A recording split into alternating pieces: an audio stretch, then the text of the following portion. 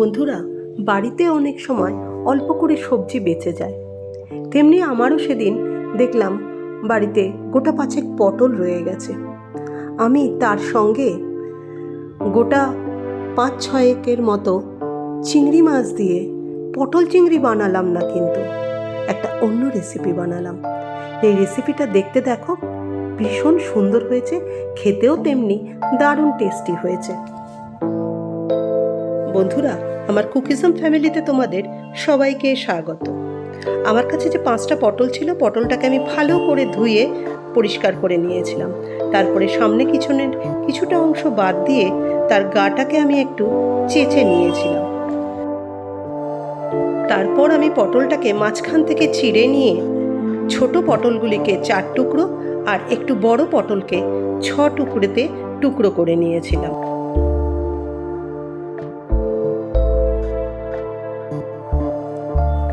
সেই টুকরো করা পটলগুলিকে আমি একটা মিক্সিং জারে দিয়ে একটা মিহি পেস্ট বানিয়ে নিলাম। এই সময় যদি প্রয়োজন হয় সামান্য জল দিতে পারো, তবে পটলগুলি যেহেতু কচি ছিল সেই জন্য আমার জলের প্রয়োজন হয়নি। এতে জল যত কম দেওয়া হবে তত রেসিপিটা তৈরি করতে সুবিধা হবে। আমি পটলের পেস্টটা একটা বাটিতে ঢেলে নিলাম। এবার ওই মিক্সিং জারে আগে থেকে প্রায় 6-7 ঘন্টা ভেজানো ছোলার ডালকে আমি এই মিক্সিং জারে দিয়ে দিলাম। এর সাথে দিলাম 6টা বড় সাইজের চিংড়ি মাছ আগে থেকে কেটে ধুয়ে বেছে রাখা, আর তার সাথে দিয়েছি 1 ইঞ্চির মতো আদা কুচি। এর সাথে দিয়েছি 4টে বড় সাইজের রসুনের টুকরো, 3টে কাঁচা লঙ্কা দিয়ে আবারও একটা মিহি পেস্ট বানিয়ে নিয়েছি আমরা। চিংড়ি মাছ আর ডালের পেস্টটাও পটলের পেস্টের সঙ্গে মিশিয়ে দিলাম। বন্ধুরা, আমার চ্যানেলে অনেক ধরনের রেসিপি আছে, ডেসক্রিপশন বক্সে লিংক দিয়ে দেব, যদি ইচ্ছা হয় একটু ভিজিট করে দেখতে পারো। এই মিশ্রণের সঙ্গে দিলাম 1/2 চামচের মতো লবণ, 1/2 চামচের মতো হলুদ গুঁড়ো, 1/2 চামচের মতো ভাজা জিরে গুঁড়ো আর 1/4 চামচের ছোট চামচের মতো ধনে গুঁড়ো। আর এর সাথে দিয়েছিলাম সামান্য চিনি টেস্টের ব্যালেন্সের জন্য। এবার সমস্ত উপকরণগুলিকে আমি ভালো মতো মিশিয়ে নিলাম। আমাদের পটল চিংড়ির মিশ্রণটা রেডি হয়ে গেছে। এবার আমরা একটা চপার নিয়েছি, তাতে 2টো বড় সাইজের পেঁয়াজকে 4 টুকরো করে দিয়েছি। তার সাথে দিয়েছি 1 ইঞ্চির মতো আদা কুচি পাতলা করে কাটা। এর সাথে দেব 5 থেকে 6টা বড় সাইজের রসুনের কোয়া আর 2টো টমেটো টুকরো করে রাখা। এর সাথে 4টের মতো কাঁচা লঙ্কা দিয়ে, তোমরা তোমাদের স্বাদ মতো কাঁচা লঙ্কা দিয়ে চপারে ভালো করে চপ করে নিয়েছিলাম। আমি কিন্তু একেবারে পেস্ট বানাবো না। এবার আমরা কড়াইতে গরম করে কড়াইটাকে বেশ কিছুটা সর্ষের তেল দিলাম। তার সাথে দিয়েছিলাম 1 বড় চামচের মতো গোটা জিরা, 4টের মতো ছোট এলাচ ফাটানো আর 2টো তেজপাতা। এই ফোড়নগুলিকে আমি 10 থেকে 12 সেকেন্ডের মতো ভালো মতো ভেজে নিয়েছিলাম। তারপর আমি তার সাথে যোগ করে দিলাম যে আগে থেকে আমি যে চপ করে রেখেছিলাম পেঁয়াজ, আদা, রসুন, টমেটো, কাঁচা লঙ্কা, সেই মিশ্রণটা। এই মিশ্রণটাকে আমি 2 থেকে 3 মিনিটের মতো ভালো করে তেলে কষিয়ে নিয়েছিলাম। তারপর তার সাথে আমি কিছু শুকনো মশলা দেব।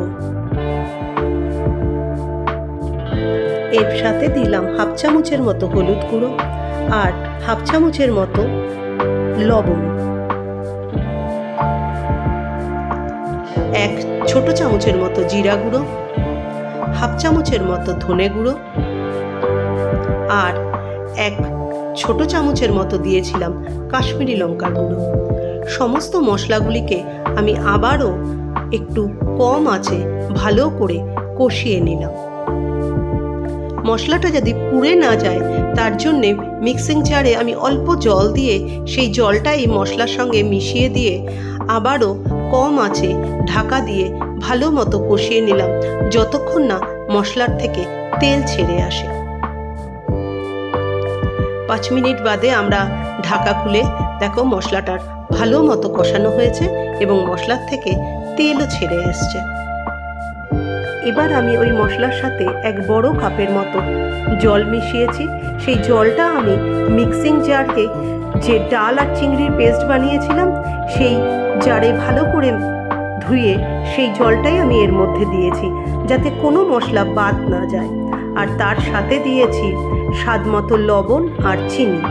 এই সময় তোমরা লবণ আর চিনির স্বাদটা দেখে সেই রকমই লবণ আর চিনিটা মিশিয়ে দেবে। এই মশলাটাকে আমি মিনিট 3-4 ভালো মতো ফুটিয়ে উঠেছি। দেখো মশলাটা ভালো মতো ফুটে গেছে। এবার আমি ওই ডাল চিংড়ির যে মিশ্রণটা ছিল, ডাল চিংড়ি পটলের সেই মিশ্রণটার ছোট ছোট বল বানিয়ে এই মশলার মধ্যে দিয়ে দেব।